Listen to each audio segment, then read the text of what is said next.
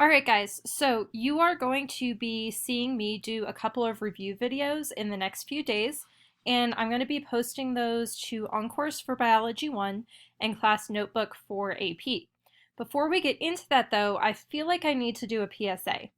I've had to travel a lot for family business lately, and I noticed something that really bothered me. People do not know how to use gloves. My thought was originally, wow, someone's science teacher did them really, really wrong. Then I realized that I haven't really gone over how to use gloves lately either, so here it goes. First and foremost, in the science classroom, we use gloves for one of two things. First, to keep dangerous things off of us, and second, to keep us off of our experiments. People are currently using gloves to keep dangerous things off of us. Now, before I go any further, unless you are in a compromised group, you really don't need gloves. If you do decide to use gloves, you should know what you're doing with them.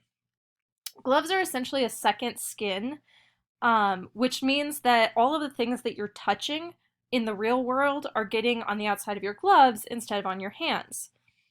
Now, sounds really great at first, but that also means you can't then touch your face or eat with your gloves on. All of the stuff from the world is still on the gloves, which means you can still get it everywhere else. Think of it this way. You're doing a project that uses glitter. You touch the glitters with your hands, and you get it on your hands, which is annoying. So instead, you decide to put gloves on. Great, problem solved, no more glitter on your hands. But then you touch your phone. You now have glitter on your phone. You touch your face. You now have glitter on your face. You give a hug to a family member. They now have glitter on them. The only place you don't have glitter is on your hands. However, the whole problem could be really solved by washing your hands after you use the glitter. So, moral of the story is, 1, you really don't need gloves.